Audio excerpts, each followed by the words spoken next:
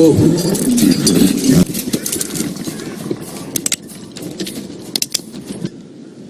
Last chance, fancy pants. Well.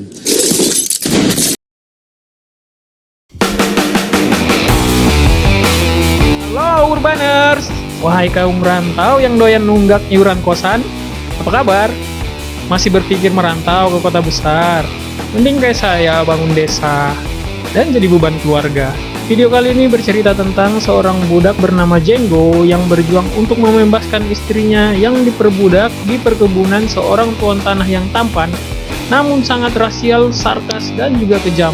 Dalam perjuangannya untuk membebaskan istrinya, Django dibantu dan dilatih menembak oleh seorang bounty hunter asal Jerman. Sang sutradara Quentin Tarantino juga terkenal dengan adegan yang penuh darah di setiap film-filmnya. Jadi jangan heran bila pada menit-menit awal adegan darah berdarah sudah tampil dengan penuh meyakinkan di awal film ini. Film ini berhasil meraih banyak penghargaan dari American Film Institute Awards, Golden Globe Awards, Academy Awards, serta banyak lagi yang tak bisa saya sebutkan satu persatu. Oke, tanpa berlama-lama lagi, langsung aja kita saksikan videonya. Bagi yang nggak punya kuota internet, langsung aja sadap wifi tetangga, pinjam chargeran teman.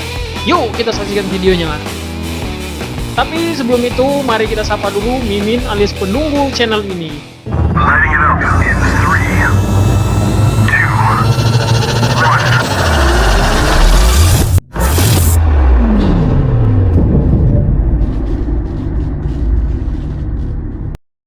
Berlatar belakang pada tahun 1858, 2 tahun sebelum pecahnya Civil War yang merupakan sejarah kelam bagi berdirinya negara Amerika. Di awal film diperlihatkan beberapa budak dengan kaki dirantai yang sedang berjalan melewati malam yang gelap dan dingin, serta dikawal oleh 2 orang pria berkuda. Lalu perjalanan itu seketika terhenti karena dari kegelapan terdengar suara kereta kuda yang menuju ke arah mereka. Perlahan kereta kuda itu pun mendekat, terlihat seorang pria tua yang mengendarainya. Ya, dia adalah Dr. King Schultz. Kita sebut aja Dr. King karena nggak mungkin King Kong, berhubung juga namanya susah disebutin. Dia adalah seorang bounty hunter atau pemburu buronan berhadiah yang berkedok sebagai dokter gigi.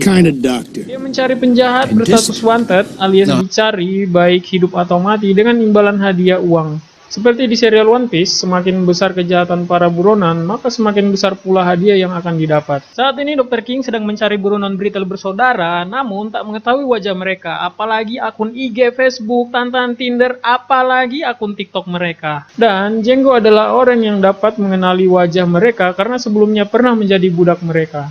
Maka Dr. King ingin membeli Django yang saat ini sedang menjadi tawanan sekaligus dagangan. Namun niat Dr. King tidak disambut baik dan tidak diizinkan oleh pemiliknya sehingga Dr. King terpaksa menembaknya lalu membawa Django bersamanya.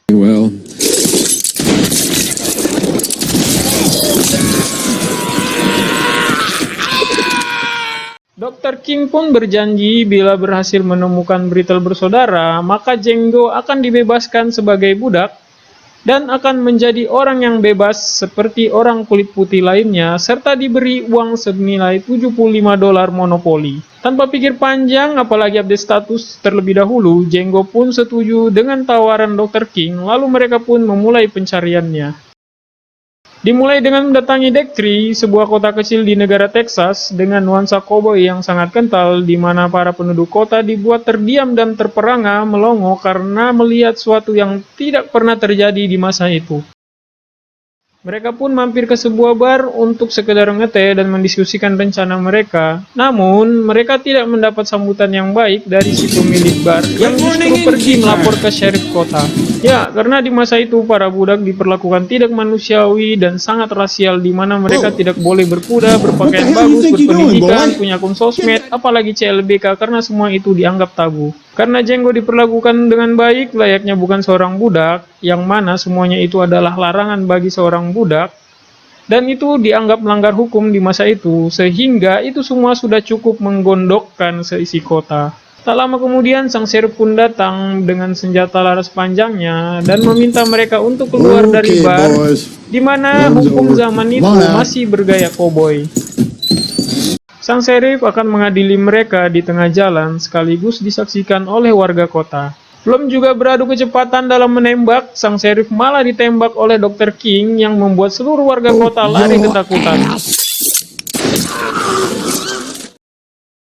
Ternyata, sang sheriff adalah buronan yang dijuluki Big Daddy yang baru saja 2 tahun lalu pindah ke kota tersebut, serta baru dilantik sebagai sheriff di kota itu.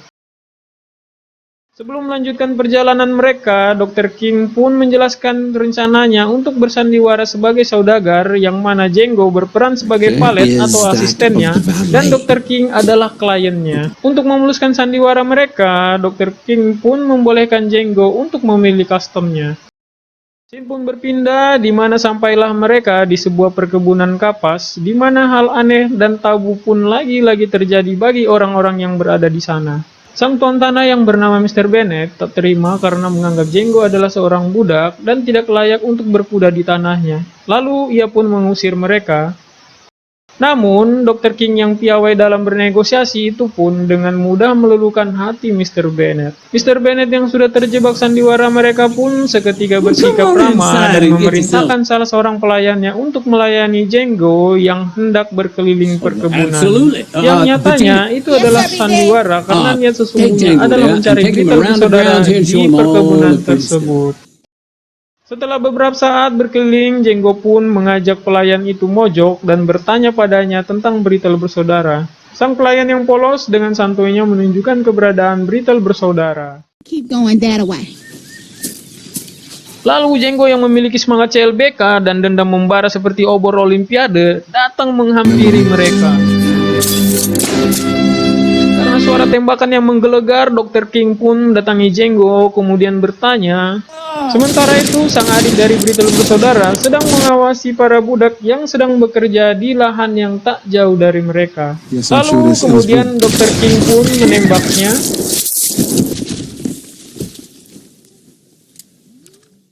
Karena tak terima mereka mengacau di wilayahnya, Mr. Bennet pun dan para pelayannya datang dengan membawa senjata. Lalu Dr. King pun menjelaskan tentang dirinya, di mana ia adalah seorang penegak hukum yang resmi yang diperbolehkan untuk membunuh para buronan.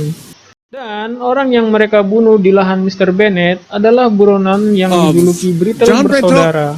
Mr. Bennet pun hanya terdiam dan kemudian mengusir mereka untuk segera pergi dari tanahnya. Get off my land. Setelah berhasil membunuh Beetle bersaudara, mereka pun beristirahat di celah bebatuan sambil berbincang tentang rencana mereka selanjutnya. Django pun mengutarakan rencananya untuk mencari Bromhilda istrinya yang dijual terpisah dengannya. Sementara itu, Dr. King yang simpati dengan semangat CLBK Django sekaligus melihat bakat yang dimiliki olehnya, maka Dr. King pun memutuskan untuk melatih dan menjadikan Django sebagai rekannya, serta akan membantunya menemukan Bromhilda.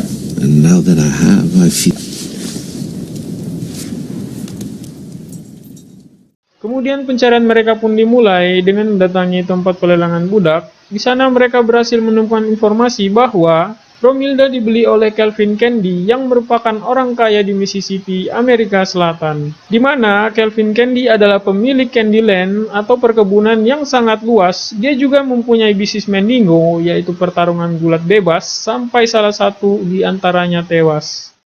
Plantation in Mississippi, Candyland. Candyland? Field. Oh no, she ain't no field nigga.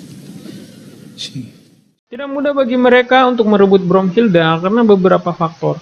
Pertama, dia adalah seorang budak. Kedua, dia bertugas di dalam rumah bukan di perkebunan. Ketiga, banyak penjaga yang merupakan anak buah Mr. Candy yang menjaga rumah tersebut. Keempat, Mr. Candy tidak sedang menjualnya, kalaupun mau menjualnya pasti harganya tinggi. Maka untuk itu, Dr. King pun memutar otak.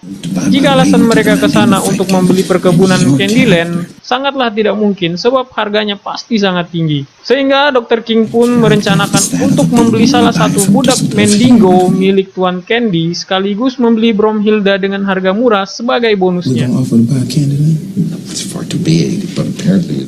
Setelah menyusun rencana, lalu mereka pun mendatangi Tuan Candy di rumah Mr. Mogi, seorang pengacara yang merupakan kolega lama dari Dr. King. Yang mana rumah tersebut bukanlah rumah mewah pada umumnya, melainkan sebuah kedok belaka karena sesungguhnya rumah itu adalah bar sekaligus arena pertarungan mandingo bagi para orang kaya. Di sini kita akan melihat akting dari idola saya yang gantengnya nggak jauh beda dengan saya. Namun nasib kamilah yang sangat jauh berbeda. Diperlihatkan Tuan Candy yang diperankan oleh Leonardo DiCaprio sedang duduk menyaksikan pertarungan mandingo dari budaknya dan ia terlihat cuek atas kedatangan mereka.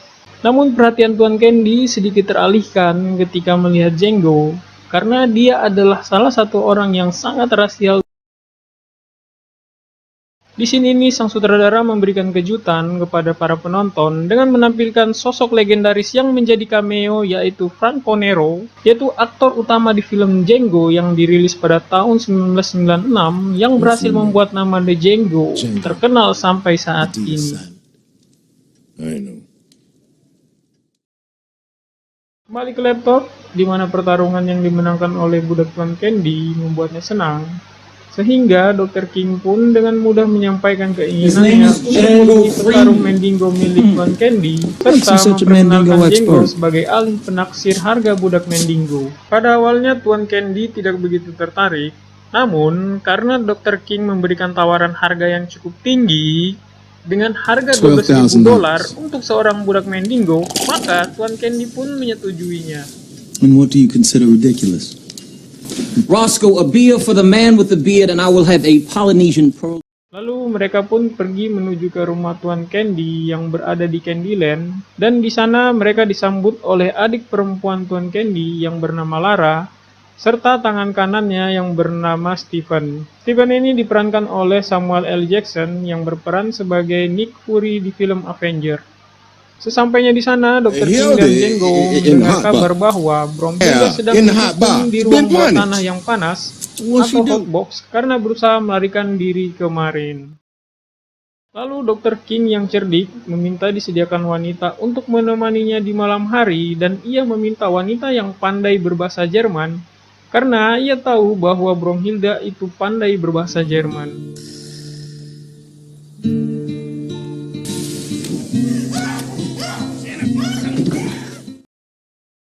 Kemudian di malam harinya, Django dan Bromhilda pun bertemu di kamar Dr. King. Di sini Dr. King berpesan kepada Bromhilda agar mampu menjaga gerak-geriknya atau sikapnya agar tidak dicurigai oleh mereka. Direkt hinter dieser Tür.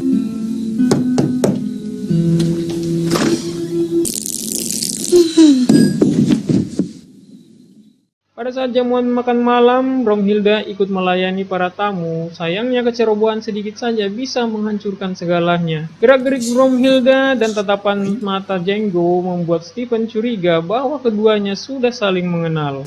Stephen yang sudah tua bangke dan suka julid, sangat jeli dalam membaca situasi yang terjadi dan bisa menebak tujuan sebenarnya dari Dr. King dan Django. You stay. Lalu Stephen pun masuk, kemudian mengadukan hal itu kepada Tuan Candy, tepat pada saat terjadinya deal pembelian seorang budak Mandingo sekaligus hendak membeli Bromhilda. Namun sayang, kesepakatan itu harus tertunda akibat si tua bangke yang doyan julid itu. You have a deal, Eskimo Joe, $12,000. Hooray, Doc! Black Hercules. Tuan Candy yang mengetahui tujuan mereka akhirnya cuma mau menjual Bromhilda seharga $12.000 karena ia sebagai aset yang sebenarnya tidak mau dijual. Tuan Candy pun marah besar karena merasa dipermainkan, lalu ia pun balik mempermainkan mereka. Bring it up, Hildy. No way, Hunter. Show ass in the Lay your hand flat on that table. Broomhilda here is my property. And beat our ass to death with it, right in front of both y'all. Easy, big fella. What's it gonna be, Doc? Di bawah todongan senjata dan ancaman Bromhilda akan dibunuh, akhirnya Dr. King pun menyerahkan uangnya senilai $12.000. That 12.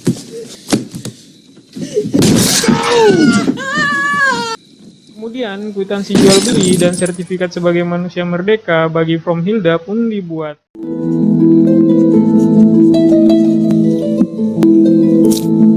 Melihat sikap Tuan Candy yang rasial dan juga sarkas, Dr. King pun menyindirnya dengan mengatakan bahwa dia so tahu tentang nama-nama budak yang diambilnya dari buku Three Musketeers. Karena ternyata Alexander Dumas, sang pengarang buku tersebut, adalah seorang yang berasal dari bangsa budak. Alexandre Dumas is black. Dan sindiran itu cukup membuatnya tersandung, alias baper.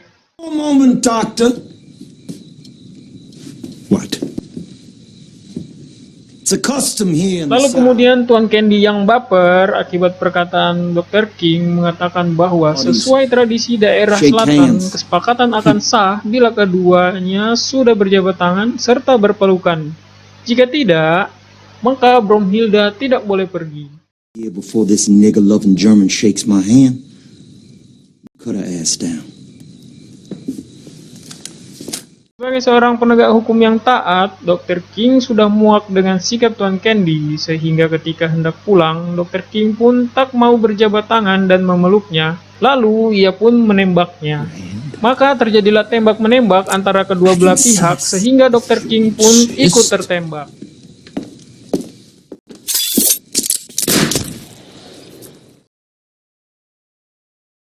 Lalu di sini ini pun semua kekacauan dimulai. Resist.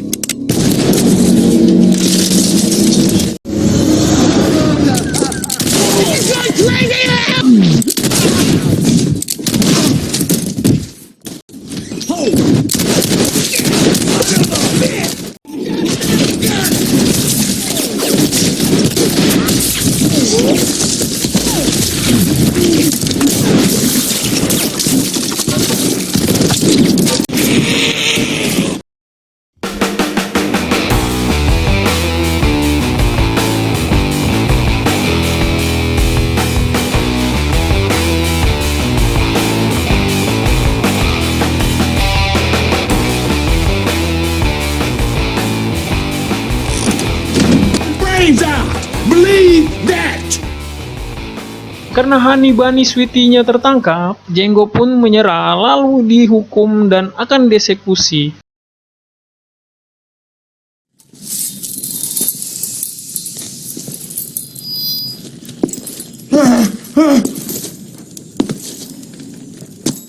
Namun saat akan dieksekusi, Stephen pun datang.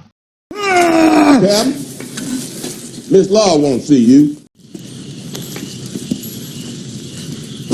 Seem like white folk ain't never had a bright idea. Stephen yang kesal karena majikannya dibunuh, akhirnya menjual Jenggo ke perusahaan tambang untuk dipekerjakan sebagai budak yang pekerjaannya sangat berat, sehingga akan membuatnya menderita seumur hidupnya. One word to say that will be the story of you, Django. Scene pun berpindah di mana Jenggo sedang dalam perjalanan menuju tambang beserta beberapa orang budak. Di sini, Jenggo berhasil memperdaya para penjaga dengan mengajak mereka agar mau balik ke Candyland untuk mengejar buronan senilai $11.000. Ketika mereka tertipu, Jenggo pun menembak mereka. We'll give you that pack horse. Everything all right? I've just had the shorts fixed. That's good to know. Setelah berhasil lolos, Jenggo pun kembali ke Candyland untuk menyelamatkan istrinya Bromhilda sekaligus membalaskan dendam Dr. King sahabatnya. Just a bit sooner than y'all was expecting.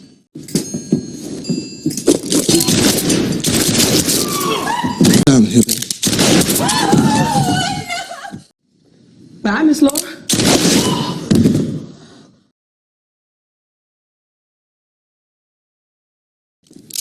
Not you, Stephen.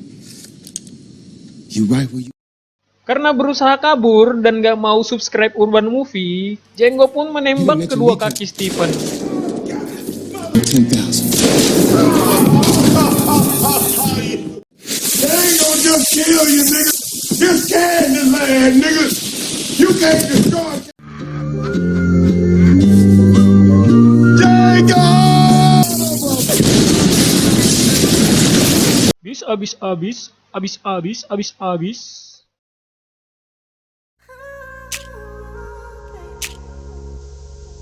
Lagi-lagi kejutan hadir dari sang sutradara, Quentin Tarantino. Ia tampil sebagai cameo dengan memerankan salah satu penjaga di scene akhir. Dan Jimmy Fox dapat berakting dengan baik, sekaligus terlalu berani tampil telanjang di film ini. Oh ya, di film ini Leonardo DiCaprio alias Leo dikabarkan shock dan sempat menghentikan syuting karena tidak sanggup mengucapkan dialog-dialog yang rasial dan sarkas di salah satu scene. Namun, Leo dapat memerankan sosoknya dengan bagus. Ekspresi wajah di saat gembira tampak meyakinkan, demikian juga di saat marah tampak emosional. Ya, karena film ini banyak adegan-adegan berdarah dan juga sedikit sarkas, rasial, cukup sadis, maka film ini direkomendasikan untuk orang dewasa. Jadi yang buat anak-anak yang masih pipisnya bengkok, mending nggak usah nonton dah. Oke semuanya, sampai jumpa di video-video berikutnya. Jangan bosan mampir ke Urban Movie. Bagi yang menyukai video-video dari kami, silahkan subscribe dan like. Dan bagi yang tidak suka, maka sukai aja, karena menyukai itu tidak salah. Yang salah itu menyukai pacar temen. Bagi yang pengen request film, silahkan tulis di kolom komentar. Semoga kami bisa melaksanakannya dengan baik dan juga dapat membuatnya dengan good forever buat kalian. Saya Tep, pamit diri. Sayonara. Annyeonghaseyo. Arigato. Udahlah, capek. Minum dulu lah. Beluk. Come on, coy. Ciao. Dah.